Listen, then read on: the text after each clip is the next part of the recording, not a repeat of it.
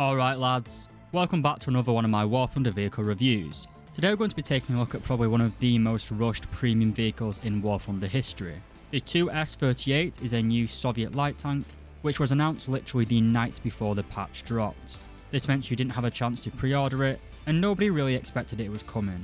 It wasn't any of the data mines, at least to my knowledge. Like the Chinese, the Russians kind of have terrible naming schemes. The name of 2S38 is pretty bad. True, this vehicle has yet to enter Russian service, so probably doesn't have a designated name, but it's still a pretty bad name in my opinion. Anyway, to get your hands on this little light tank, it's going to cost you 9,090 golden eagles, which is a pretty substantial sum of money, setting you back around $50 or 50 euros. For that money, you get a rank 6 light tank in the Soviet tech tree, sitting at battle rating 9.7 in arcade, realistic and simulator battles. Being a premium, it will set you back 10,000 silver lines to put this thing in your actual lineup, and for the expert and ace qualifications, which aren't as useful as you'd expect in this vehicle, mainly due to its gun, but we'll get down to that shortly.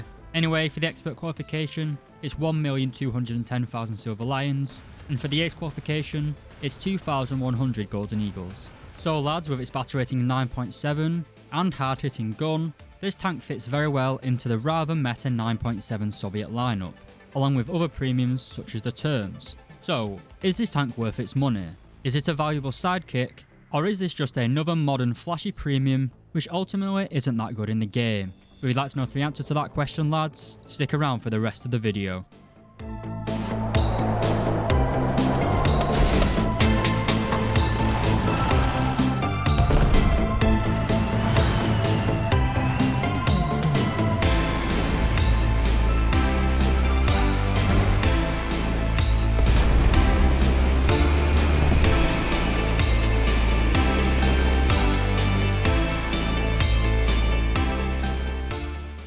Alright lads, welcome back. So like all of my videos, we're going to start with the mobility and survivability, which at top tier really is one of the most vital parts about how good a tank plays. And the 2S38 is a little bit of a mixed bag really. It has a good theoretical top speed, but is quite lacking in terms of acceleration, at least in my opinion. The tank is powered by an engine producing 500 horsepowers. Combined with the vehicle's weight of 21.5 tons, it gives you a power to weight ratio of 23.3 horsepower per ton. While this sounds fantastic on paper, it doesn't really merit it in game if you know what I mean. The tank just feels very heavy. I think it's to do with the gearing of the actual transmission. Kind of like the Type 10 when that was first introduced, it was notorious for just really sucky driving. Basically because the gear ratios were completely wrong. This means the tank just doesn't really want to accelerate that quickly, and it is a shame because the tank does have a top speed of 71 km per hour forwards and 21 km per hour in reverse. The acceleration in reverse is actually pretty decent, but when you're trying to drive forwards, the tank just feels incredibly heavy and sluggish. It doesn't really lead to a good driving experience, and if you try to go uphill, it feels just like a main battle tank. It feels like you're playing a little bit lighter T-72. It also has that Soviet speciality, the god-awful hull traverse. This makes turning the tank actually quite difficult, and it's kind of counterintuitive to your light tank status. You can't really make the tank agile, it kind of just feels like a boat. Like many of the other light tanks at top tier, I'd say that this vehicle is definitely mobile, but not really maneuverable. And you can't really use your mobility as an advantage over the main battle tanks, because there are many main battle tanks at around your battle rating that just flat out have better acceleration and top speeds than you. But what about survivability?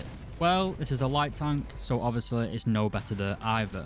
If we take a quick look at this cutaway, we can see that like the real life T-14 Armata, the newest Russian main battle tank, all 3 crew members are located in the front of the hull. This in theory gives the tank better survivability, as the driver would keep the tank hull down, only exposing the turret. However, real-life tank engagements do not take place in War Thunder, especially considering a lot of War Thunder's maps are now urban settings rather than rolling hills. This all-man in the hull setup just doesn't really make you more survivable. In fact, it probably makes it worse. Because the driver, gunner and commander are located literally in a line next to each other, you will very easily be one-shot killed in this thing. Any sort of explosive on the upper frontal plate is going to overpressure them, and the tank in general can be hull broken by any sort of chemical warhead. But you could say, Sako, you could stay hull down and then you'll have pretty good survivability. Well, yes and no. Just behind the gun breech we have a large stack of ammunition. I've been killed multiple times by this ammunition stack catching fire and then detonating the entire tank. While you could argue that this is a good thing because it prevents a tank becoming overpowered, it's also incredibly annoying. But I guess it's also quite realistic. Anyway, below the main breech we do have a large magazine of ammunition, which again just acts like a large ammo rack, ready to be destroyed. In general though, the insides of the tank are pretty sparse, so an enemy shooting centre of mass with an APF-SDS round is likely to not damage that much, especially if they're shooting you from the side on, because a good chunk of the inside of this tank is just empty space. But what about the armor protection itself? And as you'd expect, it's pretty abysmal. The lower frontal plate here, as we can see, gives you only 11mm of thickness. Remember, this is where the majority of your crew are, and with an effective thickness of 11mm, that isn't even good enough to protect you from 50 caliber ammunition, commonly found on many American and Japanese tanks at this battle rating. The upper frontal plate is a lot better, albeit most enemies are going to shoot your lower frontal plate as it is a much larger target. Anyway, the upper frontal plate is around 82mm thick, which will protect you from the majority of autocannons in War Thunder, but the top tier autocannons with APDS will be able to go straight through here. Luckily though, the angle is 81 degrees sloped, so it will bounce quite a few rounds if you do get lucky. And finally, the turret, which does not contain any crew obviously, is around 43mm thick. While this wouldn't normally be an issue, due to the fact that you do have a large collection of ammunition in the turret, which will kill the tank if it's hit, it does make the tank a little bit vulnerable, despite not having any crew members in the turret. Overall, the survivability is pretty bad on the 2S38. You're going to get killed a lot by CAS, by artillery, by randomers firing high explosive across the map, you'll get killed a lot by that. In general, this tank just isn't really good at being an offensive scout or anything. You don't really have the mobility for scouting, and you don't have the survivability for brawling. It's certainly not like a Puma, where you can kind of just troll the enemy team. But what the 2S38 lacks in mobility and survivability, it arguably makes up for that in its offensive capability, with its main cannon. That's because this tank uses the 57mm 2A90. I believe that this is a development of the same 57mm gun that's found on the ZSU 57-2. The gun is just as powerful as on the ZSU, but now has an autocannon loader and a much higher fire rate. You can carry 148 rounds of ammunition in total, and you can swap between ammunition types in 0.5 seconds, making it basically seamless transition. We also have a first stage ammunition ready rack of 20 rounds, but you can reload the first stage ready rack very quickly, in about 1 second's time. This occurs when the vehicle is brought to a standstill, and unlike some of the other autoloaders in game, notably the Stritzvarden 9040s, you will reload this ready rack incredibly quickly. You never really feel like you run out of first stage ammunition. Basically, this tank pretty much has 148 rounds of ammunition without reloading. But as we'll see shortly, because of how powerful the ammunition is on this vehicle, you are unlikely to fire all 20 rounds into a single target, so you shouldn't really be burning through all of your first stage ready rack anyway. The tank also has pretty decent 75 degrees of gun elevation. This is useful for targeting helicopters and low flying planes. What is bad though, and especially considering that this is a crewless turret, is the gun depression. It only has 5 degrees of gun depression, which does limit its ability to go hull down, which is the whole point of having a crewless turreted tank. Anyway, the tank does have very good targeting speed as well as vertical targeting speed, which is basically how fast you can turn the turret and elevate the gun. This makes it very quick at actually snapping onto an enemy that appears on your sides, and basically means you shouldn't get caught with your pants down, at least if you've still got good reaction times. I'm nearly 26 now, which in the world of gaming is basically a pensioner. Also increasing the lethality of this tank is the third resolution thermal imaging for the gunner and commander's sights, as well as a laser rangefinder. These two features, as well as all of the gun characteristics, gives this tank incredibly good gun handling in my opinion. It's very easy to spot and engage enemies with this vehicle. But let's go on to the ammunition itself. And our stock round is the BR-281. This is an APC-BC round with 20 grams of explosive filler. While this filler isn't much, due to most main battle tanks being incredibly packed inside, with crew and ammunition, if you actually manage to penetrate an enemy tank with this round, you are likely to kill them in a single hit, making it very effective on the battlefield. We also have 151mm of penetration, which allows it to cleave through the side of NATO main battle tanks. It's also great for dealing with the light tanks on the battlefield as well, where APF-SDS rounds would do minimal damage. I carry a healthy stockpile of this round into battle. We then have the OR281U. This is basically a common high explosive round, and I do not take any of these into battle. Basically just useless. We then have the 3 UBM22. This is an APFSDS round, travelling at 1500 meters per second. This makes it very easy to use, and your go-to shell for long range engagements. The shell itself only weighs 0.95 kilos, so it's not going to have the best post-penetration damage, but because of the high fire rate of this gun, that shouldn't really matter.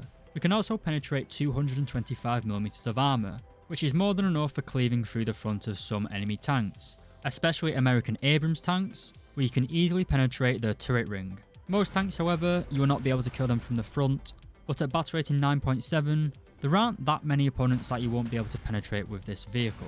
Regardless though, the 3 UBM is best for dealing with the heavily armoured opponents.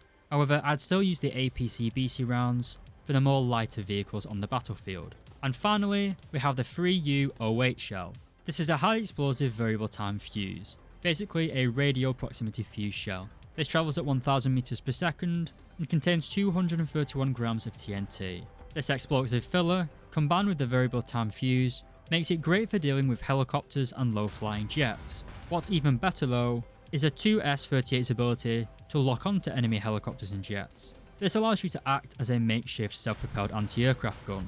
You'll get a lead indicator of any helicopter or plane within around 3 kilometers distance. This makes this tank a pretty valuable anti-aircraft system in a pinch. While it doesn't have a search radar, if you can see an enemy coming towards you, you can switch to your high explosive rounds and get an easy kill basically. It isn't going to be good against drones though, mainly due to them not having a radar, so you can't really detect them unless you're staring at the sky, which does leave you to enemies in front of you obviously. But again, I'd say that this feature is largely just a gimmick. It's not really a go-to. I wouldn't sit at the back of the map in spawn and try and snipe people with this tank. It's not really designed to be a self-propelled anti-aircraft gun. And that brings us on to what this tank is actually useful for. I'm not going to say that this tank is good in the offensive role.